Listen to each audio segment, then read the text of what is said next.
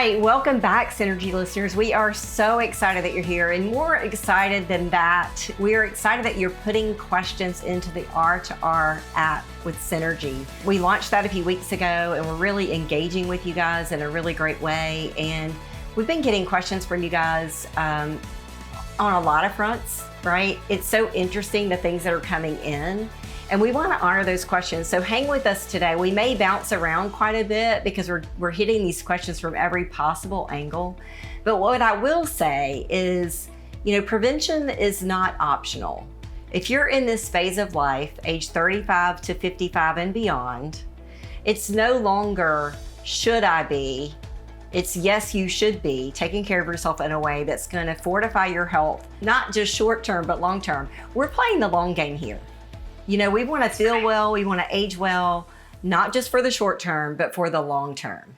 So Lori and I are going to be bouncing this around today. Yes. And I'm going to say exactly, Kelly, because this is the time to stop thinking.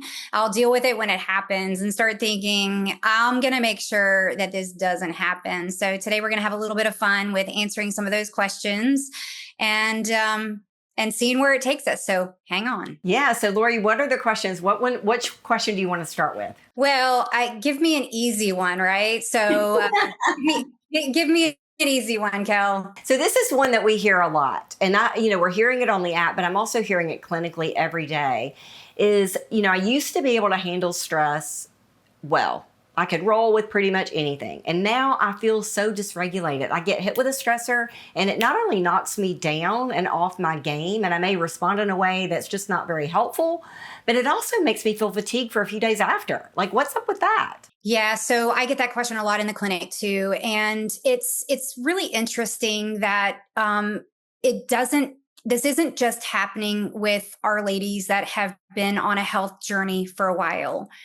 These are oftentimes those that have they might be new to the journey, or they've been on it for a while. And a lot of times what I'll say to them is, listen, let's go back to the basics foundationally. What are you doing in respect to what are you eating? What are you drinking? How are you sleeping, moving, and thinking? Because a lot of times we don't show up very well when we're not sleeping very well. In fact, many times we don't, because that's our recovery time. So I would say if sleep, which is your superpower, is not where it needs to be, you're not going to bed on time, staying up a little late, maybe browsing, getting stuck on Facebook or in the constant loop all the time, then let's get that under control. And then let's go back to the basics of blood sugar regulation. This is a period of time in which we are busy, busy, busy. We're usually in that sandwich generation, sometimes taking care of our parents at the same time as raising kids, and we're not eating regularly enough. And blood sugar dysregulation can very much lead to the symptoms that, you're describing. So start with the basics and understand that hormone regulation isn't just about sex hormones. That's a big piece of the equation. But at the end of the day, you've got to get your other hormones regulated too. We got to think about your adrenals, your stress response. We have to think about your thyroid, which is your metabolism. And we definitely have to think about how are you fueling your body to keep blood sugar nice and stable. So you're not broken. That's what I would tell them. You're not broken. Spend some time really dissecting what you're currently doing. Yeah. And I want to go back to what you said, Lori, about the adrenal glands and it not just being about sex hormones. And what I want to say to that is, your adrenal glands are kind of your backup plan for your sex hormones. And if we keep those adrenal glands nice and healthy by protecting our sleep, getting adequate protein, controlling our blood sugar, moving our body, all of those things, then we tend to rock through sex hormone shifting quite well. But if we start having sex hormone shifting at a time when our adrenal glands are stressed out, that's more often the time when we feel more dysregulated.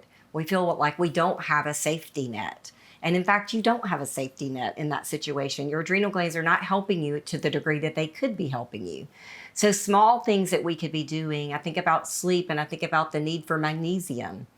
A lot of us are magnesium depleted. It's one of the most common nutrient deficiencies that we'll encounter for both men and women, but especially for women. And it's such an important nutrient for hormone balance and specifically for sleep. So sometimes just adding a little magnesium at bedtime can go a long way of helping us not only get to sleep, but stay asleep. Lori, what would you say? What are some other tips that we could do to help protect the adrenals, kind of rebuild that safety net, so to speak, of adrenal reserves? Well, I want to highlight magnesium because I agree with you. And there are multiple different types of magnesium. And we get that question a lot is there a specific type? And, mag 3 and 8 crosses the blood brain barrier, which for some people just settles the brain because sometimes our brain's going a million miles an hour. It's working in our sleep. And more of that total body magnesium support would be like a magglycinate. And so there are different types of magnesium. If you accidentally stumble upon maybe magglycinate, I'm not going to say, magnesium citrate, and you are maybe having constipation, that's a good thing, right? That's a good thing to use for constipation. But if you're on the loose side, because sometimes when we're running from that tiger, we can be on the loose side, that wouldn't be the ideal type of mag. So I just wanted to go back to that for a minute. So what else would I would say, or what I say to that question? Protect your mornings. We had a podcast earlier that you and I talked about honoring certain behaviors and disciplines. And I would say, and I sometimes get chills talking about this, but I had a profound change in my overall health and well-being when I learned to prioritize my mornings, not racing out of bed, spending 5 or 10 minutes once waking up to breathe, do a meditation, spend some time in gratitude. It set the tone of my entire day, and it was completely profound for me. So that would be one. And then I do believe that there are nutritional supplements that are very helpful in aiding and helping the way I show up. And I would say that, adaptogenic herbs, ashwagandha, relora, those types of things can have great benefit. And I feel like I had to come to terms with that because, sometimes we all are kind of like pill fatigue.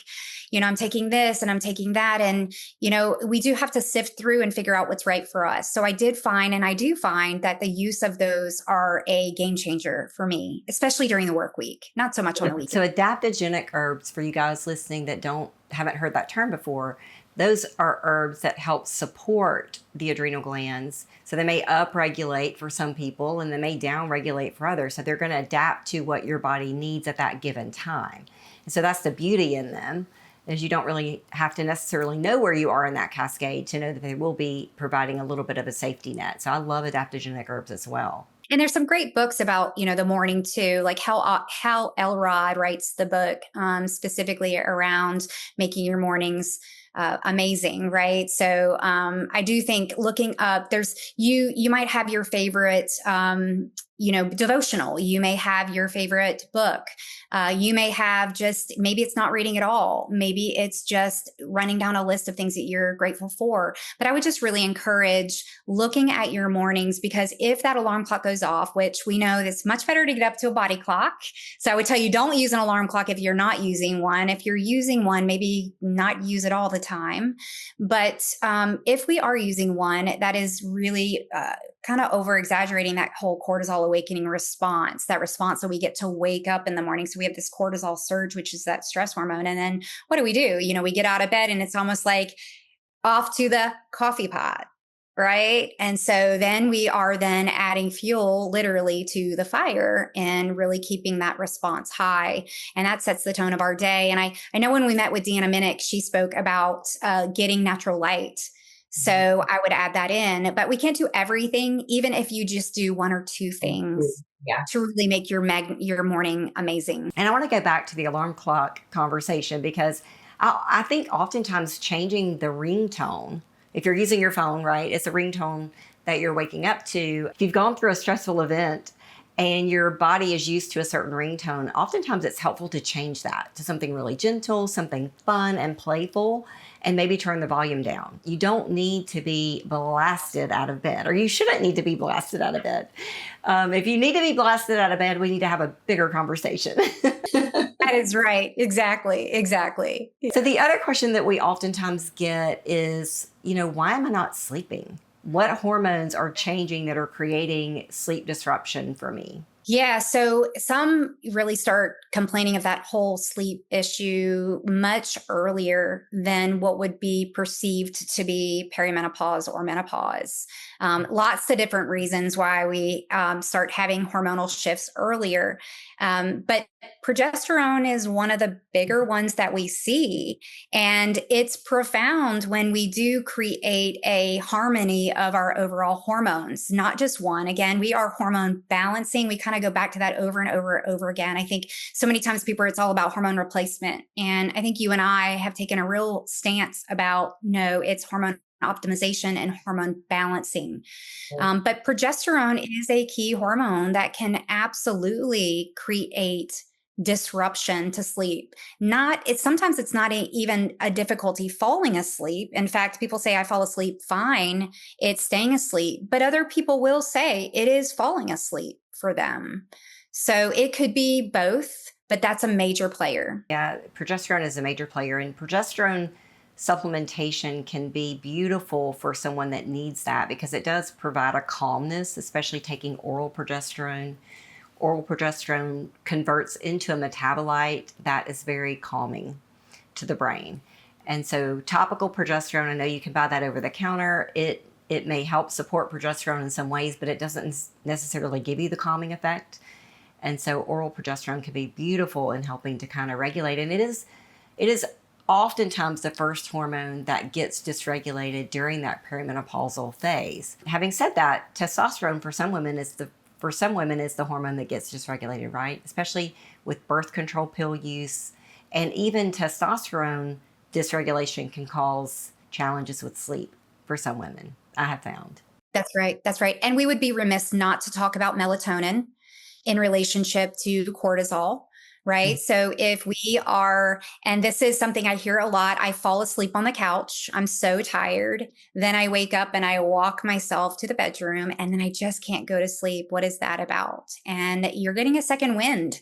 So you're getting a cortisol surge again. And when cortisol goes up, melatonin is low, and we need melatonin for healing and repairing. And so really honoring that bedtime routine to utilize that honoring of that to balance those hormones that are necessary to not only fall asleep, stay asleep, and recover and heal while you are sleeping. Yeah, so they say your bedtime routine starts in the morning.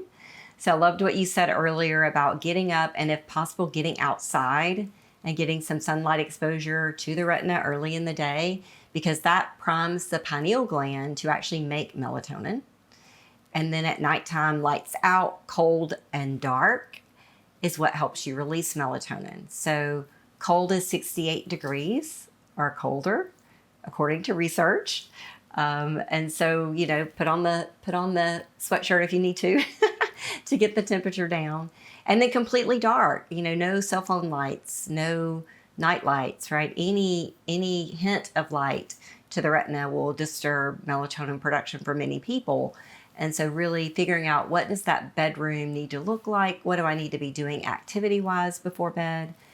And I find so many people are out at night with kids, all the activities that are happening, ball games and things like that. And so you're rushed to get home, get yourself together and get in the bed.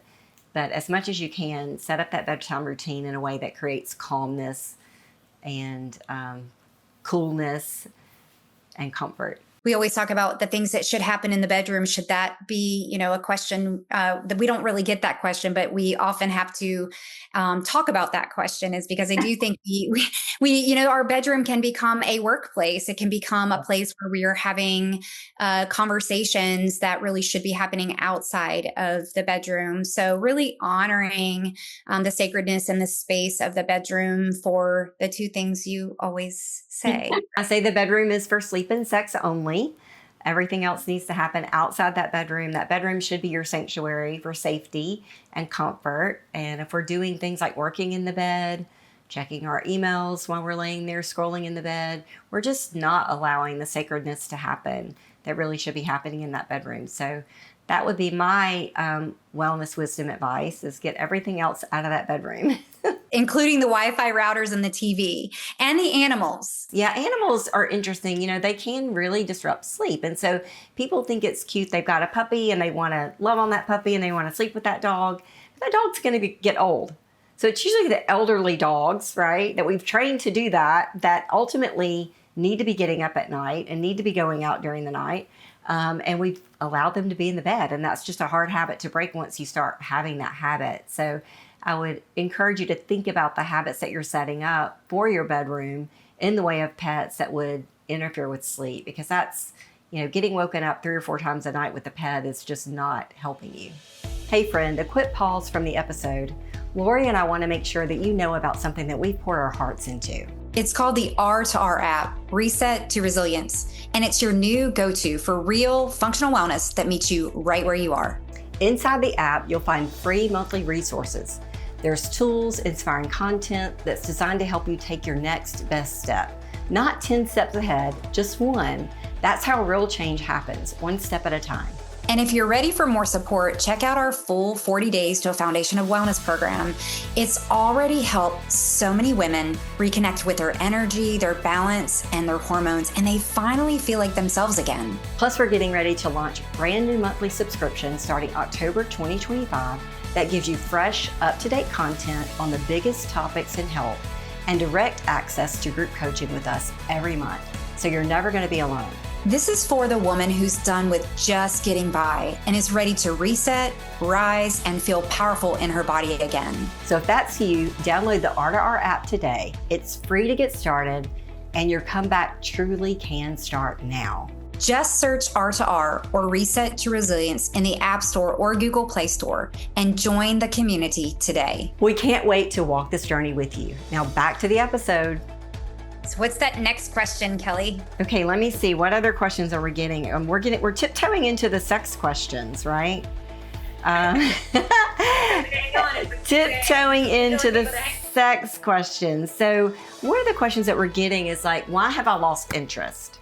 Why would I rather do the laundry or wash the dishes than having sex with my husband? Which I do believe it could be multifactorial, right? We are, women that are in a grind, I would say, stage of our lives of go and do and perform and achieve. And oftentimes the number of plates that we're spinning and the demands take priority. And it's just I'm done. I'm tired. And I can imagine that that's probably what our male counterparts may feel as well.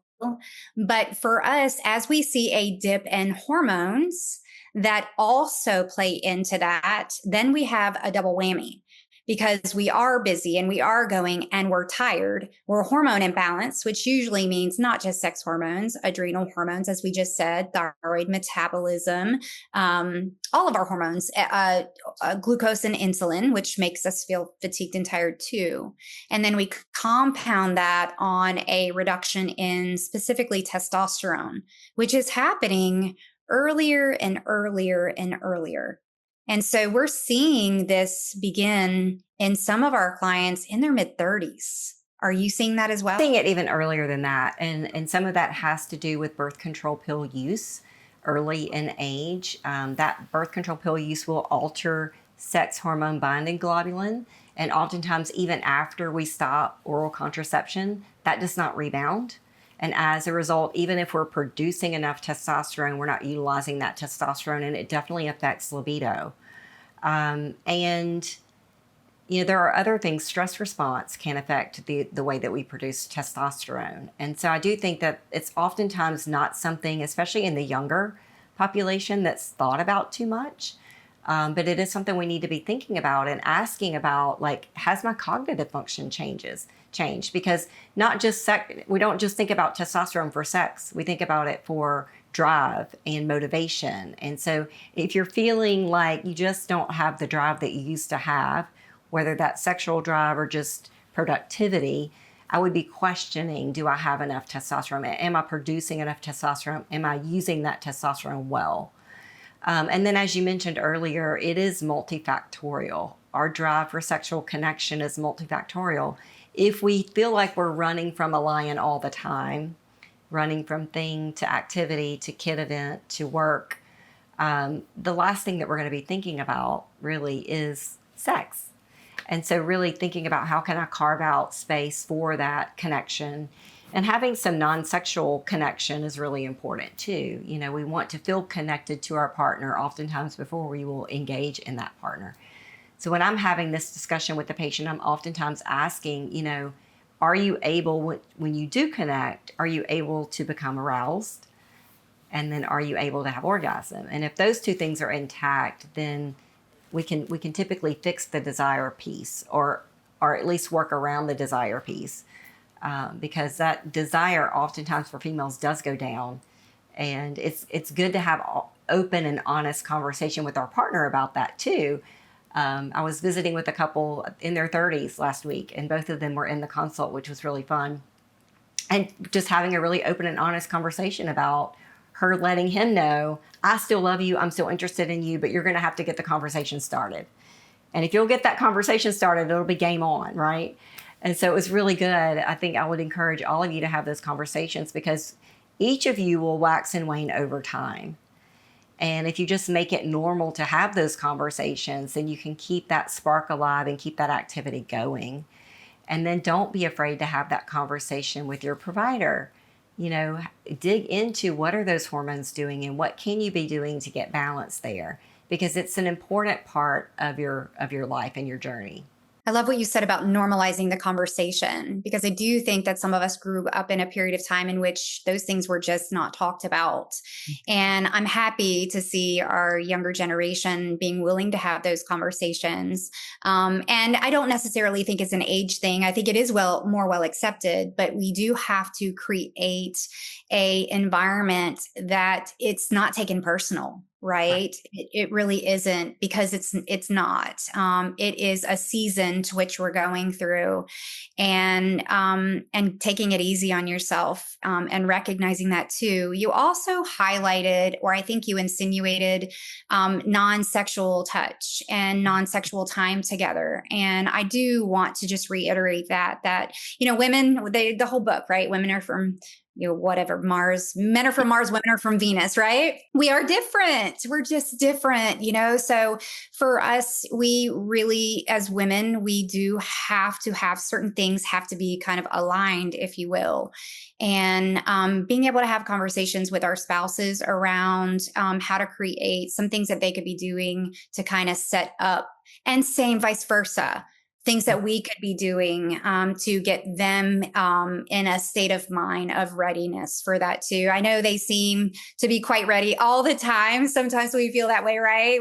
With our men with testosterone, because their levels are so much higher than ours. And, you know, that's just the nature of the beast. But having those open conversations around how to, and, you know, one of the things you've shared with me too is carving out time. And when you first said that to me a long time ago, I was like, wait a second. Guys, what she's talking about is scheduling sex. Okay.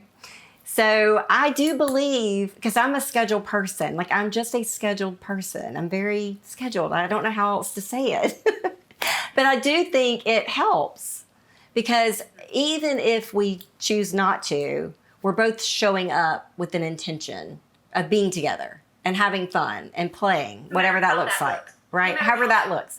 Yeah. So it's not like you're showing up with obligation, you're showing up with intention. And so as long as we keep the schedule in that way, it's been great. And so it just helps to make sure that we're carving out the time, the space, the energy, that we're prioritizing each other, right? Because the busyness of life, everything else can get put on top of. And if we're not deliberately prioritizing each other, it can get crowded out. And so, yes, I did mention that to my friend, that we schedule, and she was like, what are you talking about? Like, and once you explained it, it made sense. It made sense, because we are really busy. And I do think that we run on different, you know, clocks sometimes. You know, our spouses might go to bed earlier than us, and we may go to bed earlier than them. And so really having, you know, whatever that schedule looks like on such and such a night, this is going to be our time. And maybe you pair that with a date night. So it's date night, then that. But whatever that is, it's coming together, formulating a plan, it's not leaving it the way it is, because if you leave it the way it is and intimacy does not occur in some fashion, and again, that's intimacy, time together, right? Really being with each other. If it doesn't happen, relationships do degrade. I mean, let's be honest, it does. And so I think it's very important to prioritize. Sexual wellness is a big deal. It can be the scaffolding that holds the relationship together. So you mentioned date night, and I do think that date night's important. I think that's an important part of a relationship. But I did the sexual health certification through A4M a few years ago, and I learned that the worst possible time to have sex was actually Friday night. Really? Because everyone is tired. Everyone has just had a week. And then we try to do things together that may not go as well because we're just still carrying everything from the week with us. So not to discourage anybody having fun anytime, but I thought that was interesting. I wouldn't have thought of that. I would have thought date night, that's the time to make things happen. But I was interested to find out that oftentimes that creates a little bit more stress and a little bit more rub because just of the demands of the week. So just something to be mindful of. Yeah. So a common question I get is it, it's just actually it's a statement. It's just too late for me to start bioidentical hormone replacement therapy. Okay. It's just too late. So what do you tell a person that's sitting there who says, I hear you talking about hormone balance. I hear you talking about sex hormones. I hear you talking about the improvements of creativity and bone density and muscle mass. But why now? Why, number one, why were people not talking about it before? Why weren't my doctors talking about it before? And then number two, isn't it too late? Wouldn't my benefits have happened already? Yeah, I just want to apologize to women at large for the lack of support and the lack of conversation that's been had around hormone replacement therapy. I think we have to start this conversation with the understanding that our definition for menopause is really challenged. We menopause is 1 year without a menstrual cycle, but hormone dysregulation starts 10 years prior to that. And oftentimes women get the message that they don't need to start hormone therapy until they have hit menopause. So that's a magic time, right? Because then we don't know we've even hit menopause till a year later. So it seems kind of arbitrary. And then they get through menopause and they're like, well, I'm done with the hot flashes and night sweats. Why would I want hormone replacement therapy? They've also been taught that they don't need hormone replacement if they're not having vasomotor symptoms. So apologies to you because that's all false information. I don't know how else to say it. So in my mind, sitting here today, looking at the research, it's never too late to start hormone therapy if we have a reason, if we have something that we're trying to achieve and we think hormones are part of that conversation. So it's never too late. I think statistically, we were saying at one point, 5 years after menopause, it becomes a little bit more risky for cardiovascular aging and challenges. But with proper testing and evaluation, I don't think that's a hard number. And so if you are concerned about your brain health, if you are concerned about your bone health, if you are having challenges with vaginal dryness and pelvic floor dysfunction, or if you're wanting to optimize longevity and healthgevity, I would say the conversation needs to be had. It's a very personal conversation. I never convince someone to start hormone replacement therapy. I believe in intuition when it comes to your health and what tools are going to be best for you. But I do think you deserve the conversation. Absolutely. And I do know that there is research that getting placed on something for hormone balance within, the first 10 years or being on it in the first 10 years is powerful. We do know that. But if we've missed that window of the 10 years, it's not too late. And I like that, what you said about that. And it is personal. It is individualized. But the women that I am seeing in the practice who are seeing muscle wasting, and who are seeing bone degradation, bone density dropping, we know how valuable hormone optimization is in respect to those conditions. And we know how important it is for longevity. So let me just say something. I was just digging into this with my team this past week, and this was something that I didn't realize. But we lose more bone density perimenopausal than we do postmenopausal. There's an accelerated loss that happens in that perimenopausal time frame. And we need to listen up to that because, once we've lost that bone, it's hard to get it back, right? Once we've lost that muscle, it's hard to get it back. We can get some of that muscle back, but it's harder to do. And so really thinking about when do we need to intervene in the way of helping you understand how to keep that muscle mass on and how to protect your bone mass. So I'm going to give you a little bit of a caveat, a little trick to do to kind of test yourself, measuring urinary pH first thing in the morning. So pH strips that you use to measure your pool water, you can buy them on Amazon, you can get them anywhere. Testing yourself first thing in the morning and just seeing, and this is for men and women, are you running acidic? If you're waking up acidic, you're risking bone loss. You're demineralizing to get yourself more alkaline, okay? And so I would encourage you to do that. It's an easy, inexpensive way of looking at bone health in general, and really working toward getting your body in an alkaline state to help be a tool to protect your bone mass. Where bone mass goes, so does brain health. So if you're losing bone mass, you're losing brain health. And I think we all want to have a good brain this week. I want to have a good brain. I want to be funny enough when I get older. I don't want to be so rigid, but I don't want to be that funny. So right, I want to keep my brain. We know that muscle is the organ system of longevity, and we say it's money in the bank. We say that all the time. But it's true that it also is extremely important in muscle mass. And we have so many cards stacked against us, unfortunately, in respect to maintaining muscle mass. Our standard American diet is very carb heavy and not protein. Our digestive tracts are a mess, and oftentimes we're not digesting and absorbing. And we're not only not getting enough protein, but we're not digesting and absorbing it very well. So we have a lot of cards stacked against us. And then, to your point, we have lifestyles. When you talk about alkalinity and acidity, we have lifestyles, unfortunately, that are they are imbalanced in respect to pH. And therefore we pull calcium out of the bone to try to balance our pH of our blood and end up having weakened bones. So it's never too late to have a conversation around hormones. You do have to be smart, and it is very important for you to align yourself with qualified healthcare practitioners that I'm just going to say it this way, that are using the right metrics, listening to you, helping you solve the problems that you're looking to solve, but looking through the window of your safety first, and applying these modalities over time, delivering them in the way that's right for you, whether that be a cream or a pellet or a pill form, whatever that is, and measuring, because we cannot manage what we do not measure. And it's also not too early. And I will say this, and this is extremely important, is that I was always under the impression that being hormone deficient was your greatest risk. The reality of the equation is being hormonally imbalanced as a whole is your greatest risk. And that could be overcorrected or undercorrected.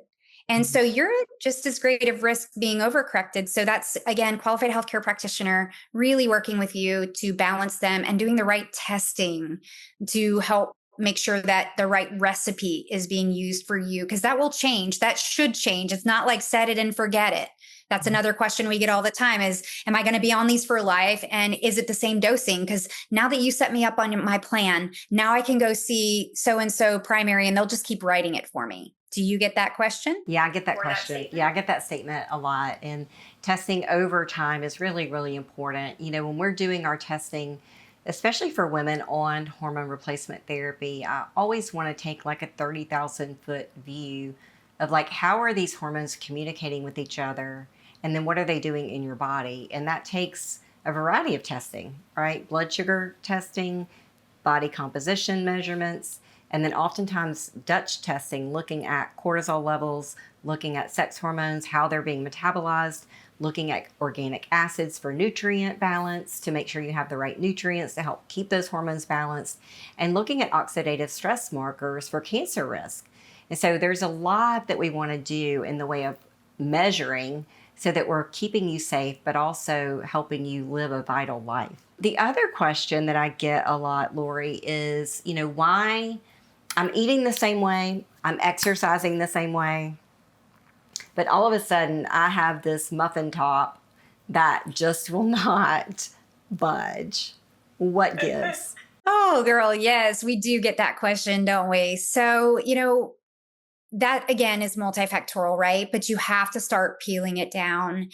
Good news and bad news to all of this, right? So, the challenging news is this: your gut microbiome is a player in hormone metabolism. It's a player in everything. 70 to 90% of your entire immune system is housed in your gut. Women, unfortunately, gain anywhere from 10 to 15 pounds a year when they are imbalanced. They have dysbiosis, which is abnormal growth of living cells. You could be harboring an infection in your gut. You are completely asymptomatic. You're not having bloating. You're not having gas. You're not having constipation, but you have this bacteria that unfortunately they are leading to you gaining weight, even eating good food. So first things first, starts with the gut. I'm so glad you said that. That is so, so true. And we see it lived out every single week in our practices. And, I tell patients oftentimes, you're not fat, you're fluffy because they've got all this inflammation around their gut, right? And when we start cleaning that up, it just comes off beautifully. And they are like, wow, I had no idea that was even there, because to your point, maybe they weren't symptomatic with their gut.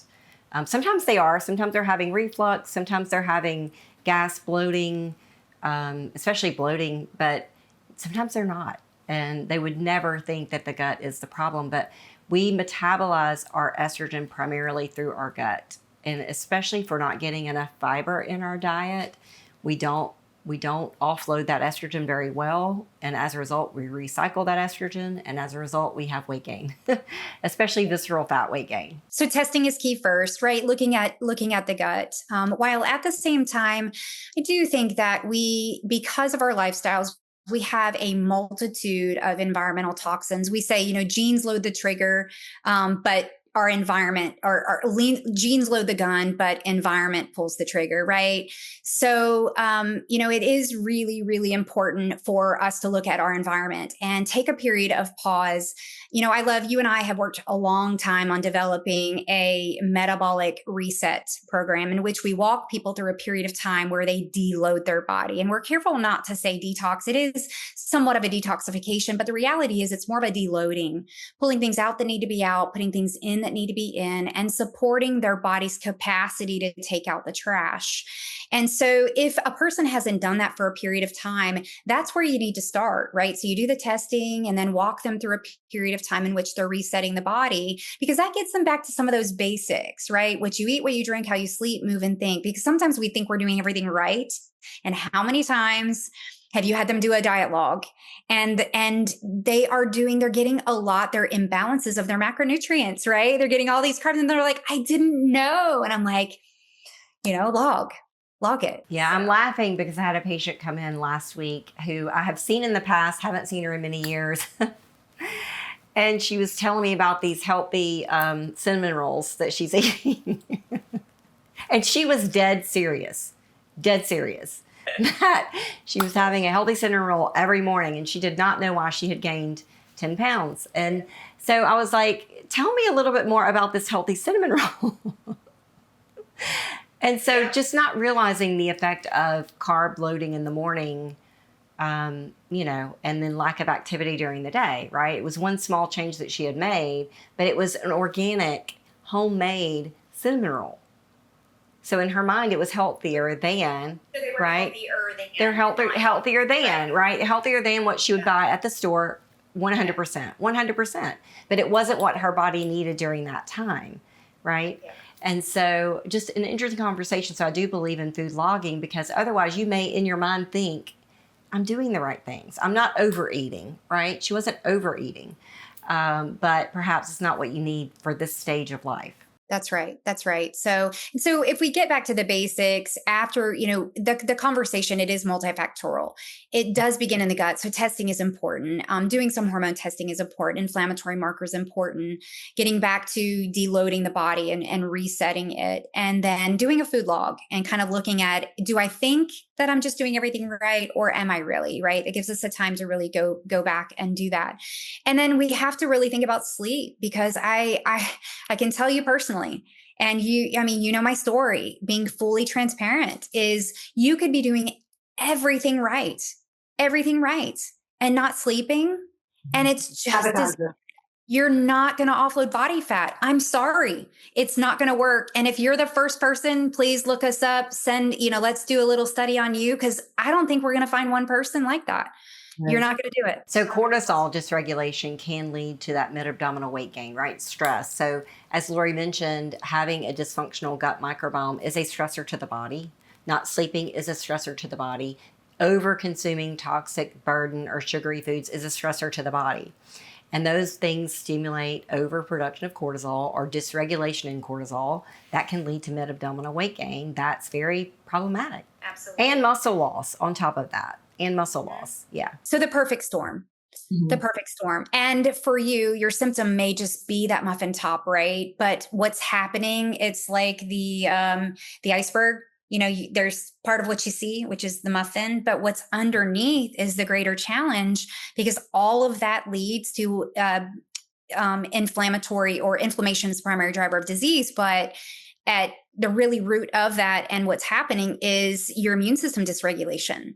So your entire immune system is starting to be an overload, and you want your immune system to work on your behalf without you even knowing it. And the reality is when you're in that state of imbalance, it can't do that. So that's when things start to happen that are bigger issues, far bigger issues. Well, guys, this has been great. Lori, I'm so excited that we had this time together. As Lori said earlier, you're not broken, right? This is a stage of life that can be very complex and need a little bit more attention and love. And so I'm glad that you guys tuned in. Please share this with your friends. They're going through things very similar to you, even if they're not talking about it. Oftentimes when we start having challenges, we run and hide. We don't tell anybody about our challenges. So share this with your friends. Keep your questions coming. We want to make sure that we're answering your questions in this podcast. This is what we're here for.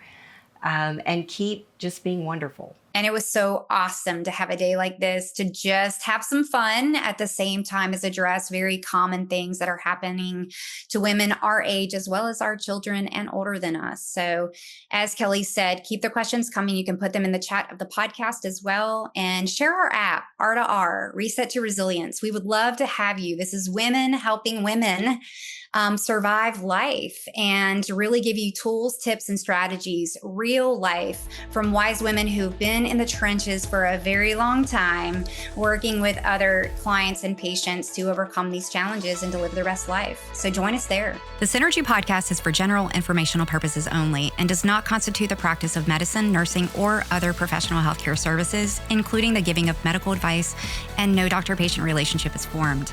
The content of this podcast is not intended to be a substitute for professional medical advice, diagnosis, or treatment. Users should not disregard or delay in obtaining medical advice for any medical condition they may have, and should seek the assistance of their healthcare professionals for any such conditions.